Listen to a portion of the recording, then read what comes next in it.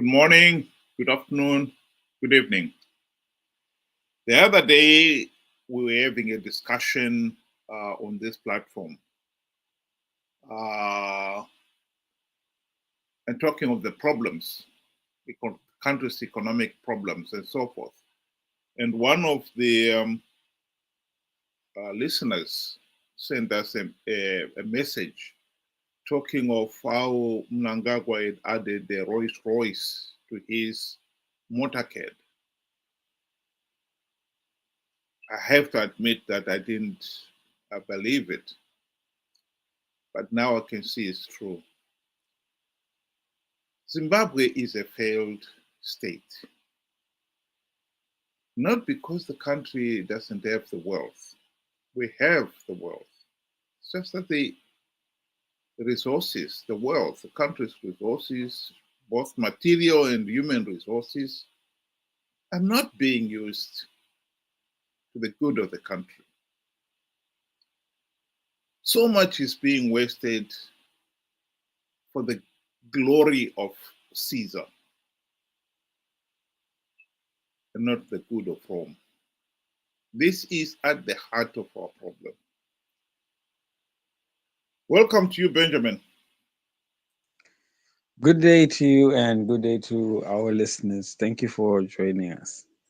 Let me start by saying here is the justification by ZANU-PF comrades.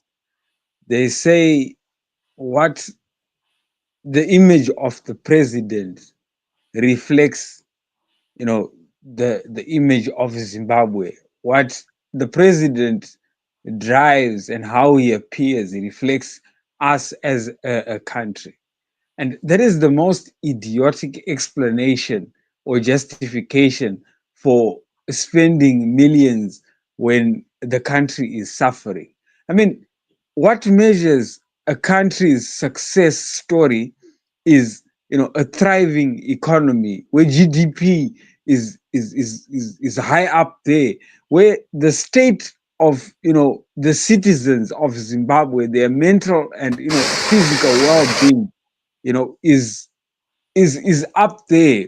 you know that is what reflects the happiness of your people and the thriving of your economy.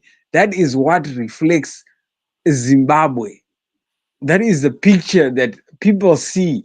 People are not worried about seeing the president driving a Rolls Royce and millions are in abject poverty and are surviving on other countries' handouts, if I may add.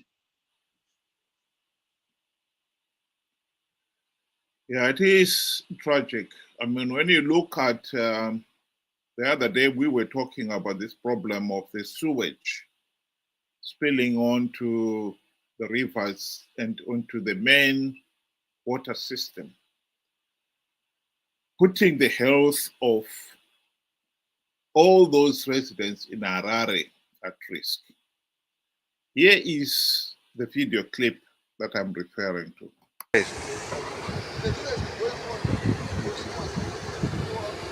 Taura. Iri ndo tengi redu rekudhara iri rataifamba kudhara. Apa pakatsemuka apa ndo pakanyorwa naTazani. Zvaanga akanyora zvezvo ndo pakabva patanga kutsemuka.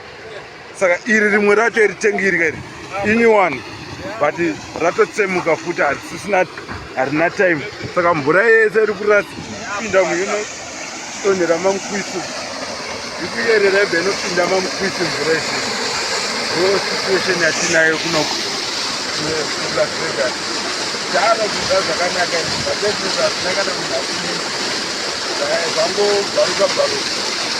Ndo zviripo kuno kuGoli.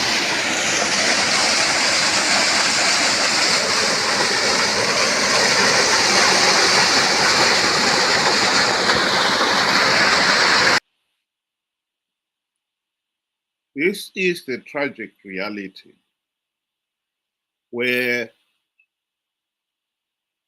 the regime is spending millions of dollars every year on expensive things like cars, and yet is failing to maintain basic services like supply of clean water, healthcare, education, and so forth.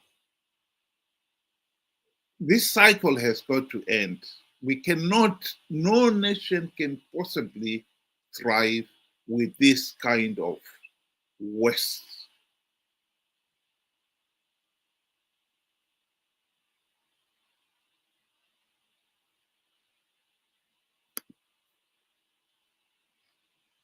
You know, to ZANU-PF, I want to just add and say, whatever you are trying to hide by saying we are creating an image, there's something called social media in our day and age.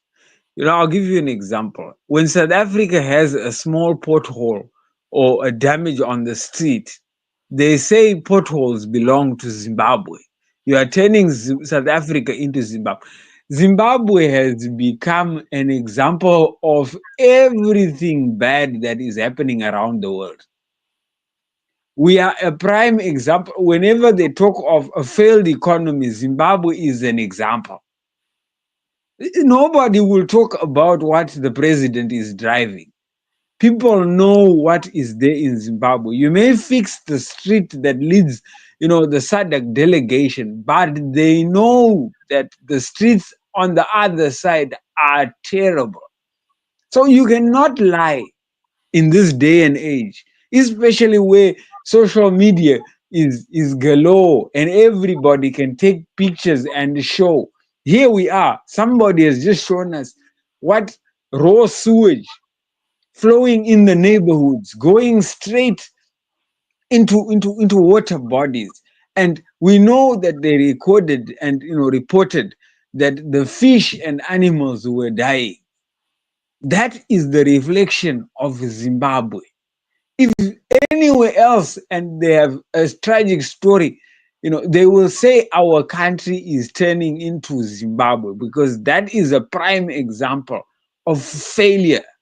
So this whole notion of saying, we have to build up or prop up the image of Emmerson Mnangagwa to reflect Zimbabwe is just nonsensical and, so shallow. And I said before, ZANU-PF are a group of underachievers. And this just proves me right. Well, corruption in Zimbabwe started very early on, soon after independence. Here is Dr. Simba Makon explaining the genesis of the corruption we are seeing today. I recall very clearly that when we came into office in 1980, we inherited Ian Smith's systems. And Ian Smith's ministers drove Peugeot 504s. They drove themselves from home to work in their Land Rovers and all in kinds. Most of them were farmers. They parked their Land Rover and then they used the government vehicle when they were at work with a chauffeur. When they finished at night, they packed them and they took theirs to go home. Within the month of our coming into office, Prime Minister Mugabe then directed that every minister be issued with an E-Class Mercedes Benz. And the Peugeot 504s were retired to permanent secretaries, and the deputy ministers then took over. We can also look at many other things, small they may appear at the time. Let me hazard that even at that point, Innocent Nkala was our Minister of Finance. I don't think we knew what budget we inherited from Ian Smith when the decision was taken to buy those E-Class fleets for the ministers. So the material affection for material things has always been with us. And the differentiation also. Well, that's how it started. And when the ministers failed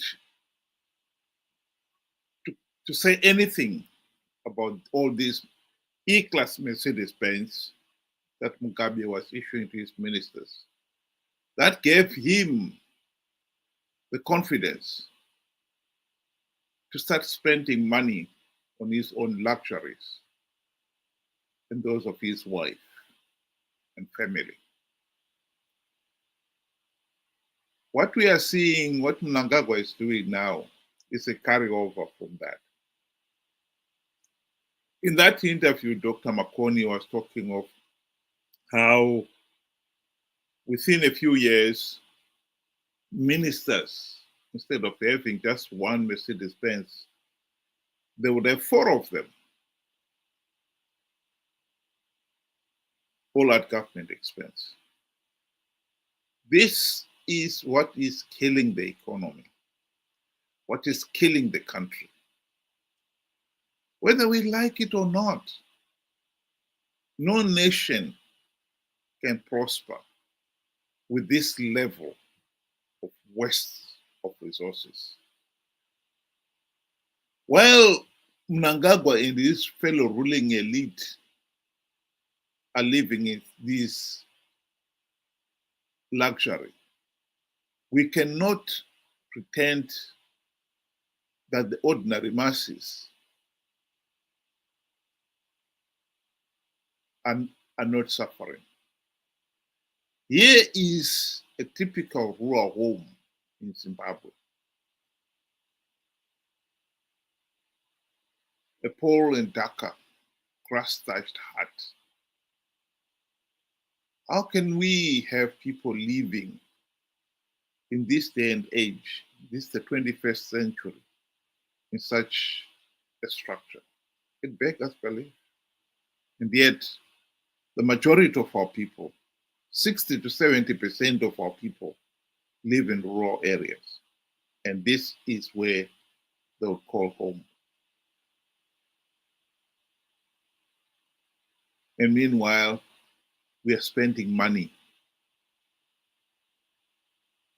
on luxuries like Rolls-Royce. It's breathtaking. It is tragic. We really have to address this problem of gross mismanagement and criminal waste of the country's main and material resources. This is not going to go away. We need to address these problems. Do you want to give your closing remarks then? In closing, I would want to direct to ZANU-PF and the president, to say, President Mnangagwa and ZANU-PF, the true reflection of Zimbabwe is not what the president drives. The true reflection is the dilapidated hospitals. Civil servants have gone unpaid as of today. They have not yet received their monies. That is the reflection of Zimbabwe. Sewage running direct into water bodies and on streets. That is the true reflection of Zimbabwe. Potholes, sad and hungry people. That is the true reflection of Zimbabwe. The people of Zimbabwe are living on handouts, hand to mouth. That is the true reflection of Zimbabwe, not a Rolls-Royce. Thank you very much, Ben. Thank you very much, those of you who were able to join us today. I hope you'll be able to join us again tomorrow, 6 o'clock UK time, 8 o'clock Zimbabwean time. Have a good day.